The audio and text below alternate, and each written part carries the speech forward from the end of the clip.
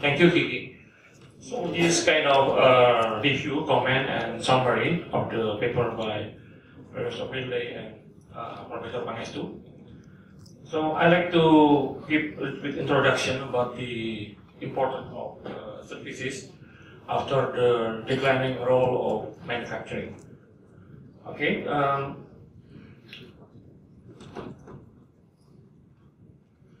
If we look at the growth dynamic, it means that we try to compare what is the most important for our economic growth.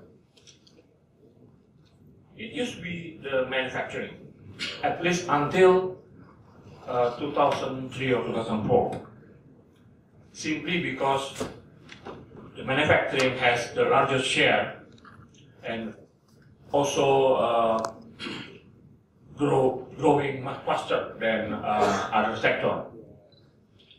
And it's also important that most of our manufacturing actually labor intensive. So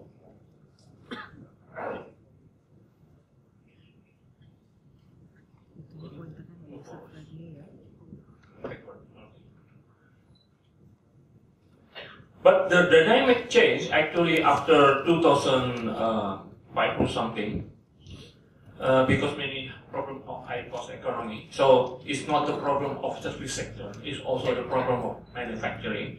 Restriction, opening up, so it's also a problem. Then we start that the role of manufacturing started to decline. Just simple observation. If we have the movement of manufacturing growth ahead of GDP, that means that the dynamic of GDP actually influenced very much by manufacturing. But if the manufacturing actually follow the GDP, now the role is reversed. The manufacturing depends on the growth of the general economy. So we see the change of pattern since 2005. But fortunately, we have service. So I'm picking up one of the largest in the GDP, the trade sector, consisting of wholesale, retail, and hotel and restaurant. If we look at the trade, then the behavior of the sector in affecting GDP is now starting look alike with the manufacturing before the crisis. So services become important. Trade. I'm taking out the modern service like banking. Why I'm picking up the trade? Because it's more diverse. You have traditional and as well as you have the modern service in the trade sector. But interestingly, then we have the problem of inequality.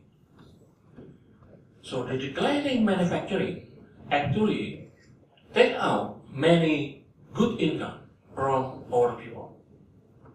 And they move up to the service sector.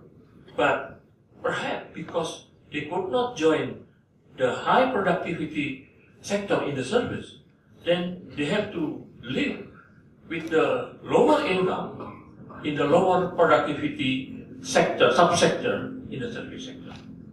Then we start to see that our Gini coefficient actually started to increase. So, if we're talking about the poverty, it doesn't mean they are poor, no. We're talking about the disparity. They may be not poor, they may be richer. The poor will become rich, but other become much, much richer. So the problem is income disparity. And if you look directly at the trade, as the Asian and grow, we see the similar problem. What it explains to us? This is, we have productivity problem. So not all services have high productivity. Some of our people who used to work in manufacturing now have to work in low productivity services. It affects the disparity. It doesn't mean they are now less well off. No. Yeah. But if disparity become issue, then we can ask question. What level of disparity we can accept? Before they become political problem. The rise of service sector also has root in the growing of our cities. Now about 53% of our population actually reside in cities. It is predicted in 2025 about 68%. So services now have root in the urban, in the cities, in the urban area. These two things actually sometimes escape from our attention. So you have growing cities, you have growing middle class, and you have growing service sector. But there are problems.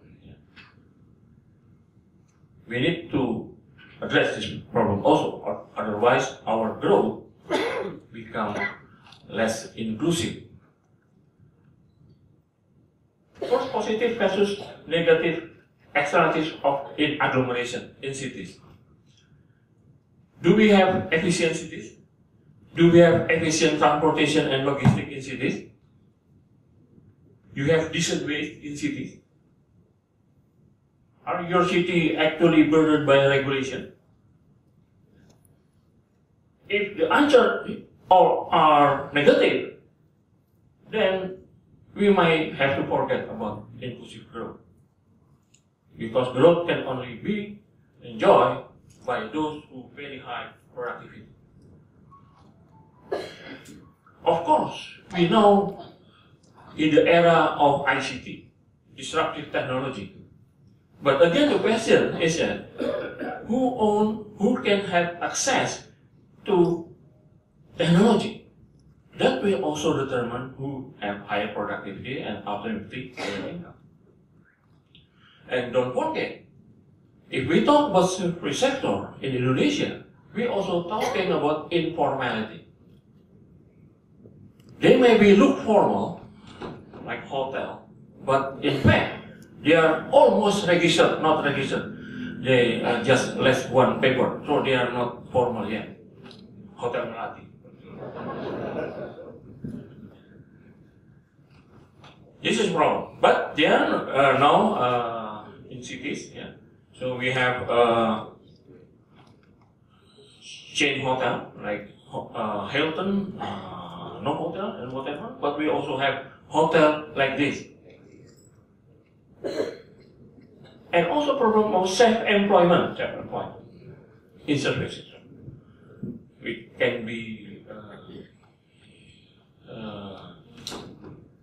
we have to be careful here because self-employed in our census it can also mean that they have no job at all or have frequent but not often job or pekerja serabutan. So look, now I'm going to use the picture. This is what happened to all our cities. All suggesting that we have increasing disparity. It doesn't matter whether you look at the Eastern Indonesia, look at the Java, look at Sulawesi. Why? Because urbanization. Unless we address the issue, then this will be a political problem. Right now, our Gini coefficient is, some say 1.41, 1.42, 1.46. The little bit uncertain, but above 1.4.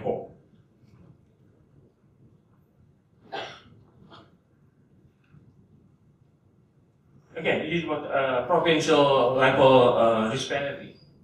So in fact, the increase of Gini coefficient in Indonesia is because the city in Sulawesi is much better than other city in the rest of Eastern Indonesia. If you call Makassar, Palu, Gorontalo, Manado, they look like cities in Java, like Bandung or Malang. 5 years ago, it's impossible to find Japanese restaurant in Palu. Now we can eat bulgogi in Gorontalo. You can imagine. But, of course, there is still water. Unless we address this, then we may have a increasing disparity in the future. What is needed? The problem is human capital. If we look at the data, we look fine. Yeah. Secondary school enrollment look fine in comparison to Thailand and Malaysia. But if you look at the quality, just as one indicator, math test, basic math test, we are lagging behind. Even we are lagging behind Afghanistan, which means that our school actually has to do more to improve our skill. This is just one indicator. This is another indicator. Indonesia is the top 3 of the social media user. You can talk about Facebook, Twitter, anything else. But if we ask firm or business whether you use your email or your website to promote to the customer, the answer is no. So we use internet for gossiping.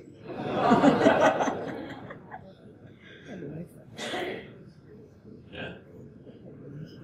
But at least we have internet, so we need to change the mindset, revolution mental. Education. This is also a problem. If we talk about the design, yes, Indonesia it maybe one day become the one of the design center of the world. But designer actually is very individual person. Their partner is only computer and program, and they sell design. But if you talk services in terms of education, health, hospital, tourism, we talk about people-to-people interaction. Then we have weakness.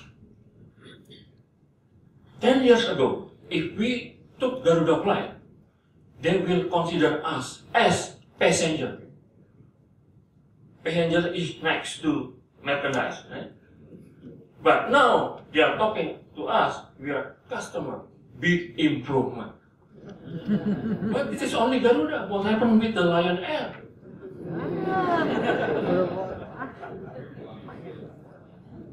What? We are late. No problem. As long as you can land in your destination, you are okay.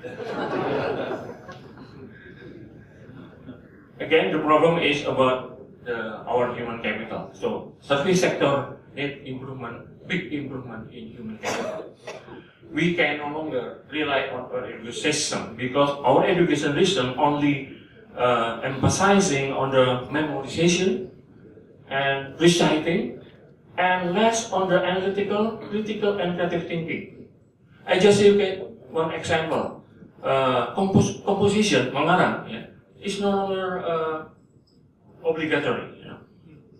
That's why when we talk to younger generation, they don't use language like we used to have, because they can use their internet language. Right? Me, aku, in bahasa Indonesia become AQ. Yeah? Just one. You can imagine people like this in the service sector. Everything will be met. So you need to improve your communication skill. So school has to teach communication skill, language skill, some computer literacy, arithmetic, and simple logic. And at the higher level, you must teach about managerial capability, strategic decision making. Then you have improvement in your human capital. And if we can do this, then we can be the center of desire as well as the center of the services, because we have proper human capital. Thank you.